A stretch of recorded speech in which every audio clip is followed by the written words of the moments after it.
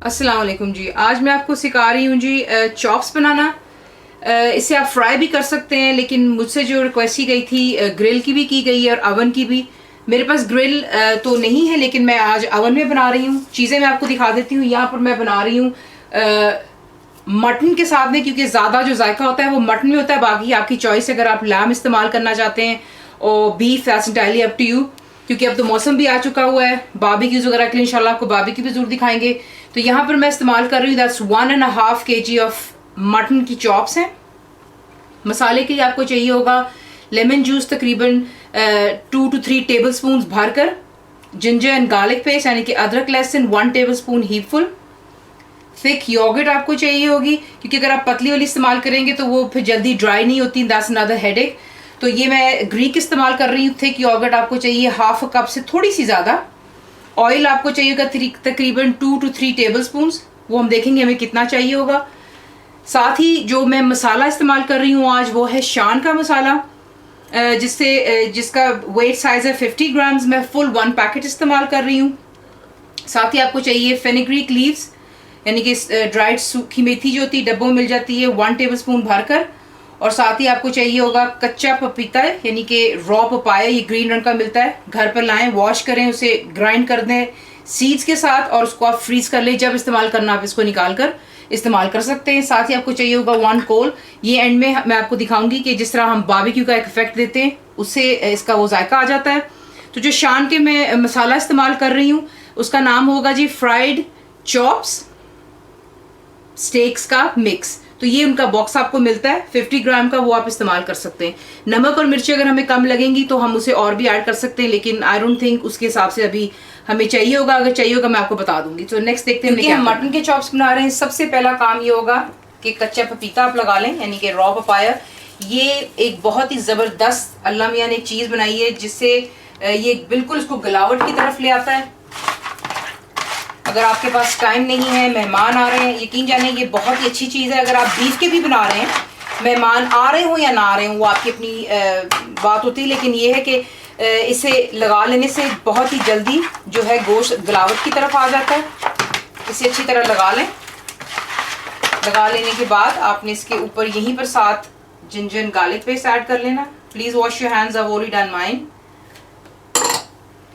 और lemon juice हम यहीं पर ऐड करेंगे, क्योंकि अदरक लहसुन लगाने से देखें ये होता है कि जो एक गोश्त के अंदर में एक हमक सी होती है, एक स्मेल होती है रॉनेस की, वो जो है ये इसको ख़त्म कर देती है।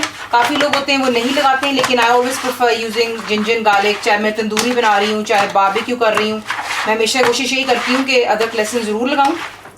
ये लगा लेने के बाद आपने यहीं पर योगर्ट ऐड कर लेना है, दही जो है आपकी।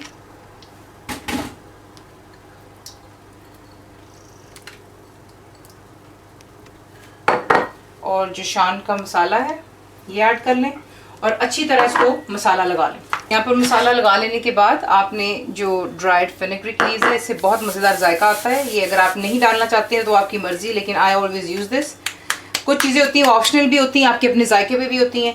ये डाल लेने के बाद इसी में आप ऑयल डाल लेंगे। ऑयल डालने का टिप ये होता है कि जो आपने मसाला लगाया होता है वो चॉप्स के ऊपर हो, चिकन हो, उसके ऊपर चिपक सा जाता है और उतरता नहीं है। इसे लगा करके आपने अच्छी तरह मिक्स कर लेना है। और अवन को आप प्री हीट कर लें, 190 सेंटीग्रेड पर कर लें। गैस मार्क 4 मेरे ख्याल से है, और उसे आपने 10 मिनट पहले प्री हीट कर लेना है। मैंने ऑलरेडी कर लिया हुआ है। और इसे अच्छी तरह मिक्स कर लेने के बाद आपको एक बेकिंग ट्रे की ज़रूरत होगी, जिसके अंदर में हमने अपने चॉप्स डालने। तो पहले मसाला मिक्स कर लें और फिर मैं इसको बेकिंग ट्रे में मैंने अच्छी तरह इसको मिक्स कर लिया हुआ है। और ट्रे में डालने से पहले प्लीज़ नीचे तकरीबन 1 to 2 टेबल स्पून ऑयल डालने से होता है कि नीचे चिपकता नहीं है इसका मसाला जो होता है। साथ ही आपने अब क्या करना है, बीच में सारे चॉप्स डाल लें और जितना भी मैरिनेशन का मसाला है प्लीज़ ज़ाया कुछ नहीं करना, आजकल बहुत महंगाई चल रही है, ऊपर आप डाल लें। प्लस इसका जायका भी मसाले से ही आना है। यहाँ पर आपने इसको कवर कर लेना है और कवर कर पहले हम इसको कुक करेंगे फॉर 20 मिनट्स। और साथ ही इसको भी बीच में से खोल कर इसकी साइड चेंज कर लेंगे।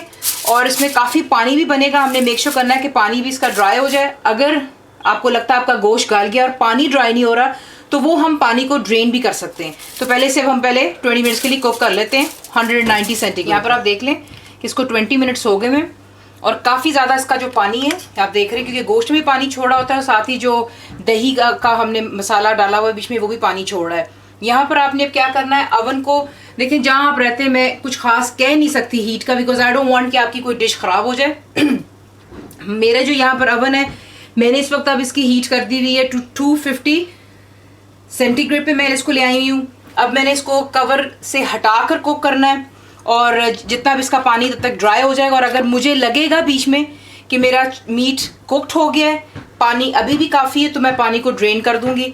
तो this is the only way you do it. अब इसको आप दोबारा बीच में अवन में डाल लें और अपने अवन को थोड़ा सा हाई कर लें।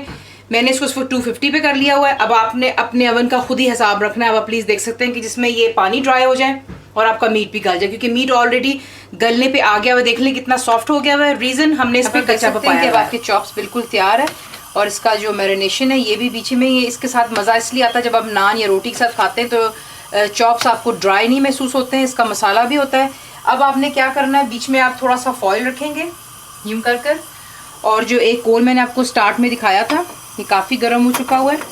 इसे आप बहुत ध्यान से प्लीज़ उठाकर यूं बीच में रखेंगे और आपने इसके ऊपर तकरीबन थोड़ा सा भी ऑयल डालकर आपने इसे कवर कर देना। ये देखें अब इसके अंदर में जो है वो जो कोल की वजह से एक फ्लेवर आता है बारबेक्यू का, वो इसमें आ जाता है। जैसे इसका धुआं थोड़ा सेटल होगा हम इसे डिश आउट कर लेंगे। तो जनाब कोयले का धुआं देने के बाद आपके जो चॉप्स हैं, मसाला अवन चॉप्स, ये तैयार हैं। ज़रूर बनाइए सैलड के साथ, रायते आपने मेरे चेक किए हुए, नान या पराठा।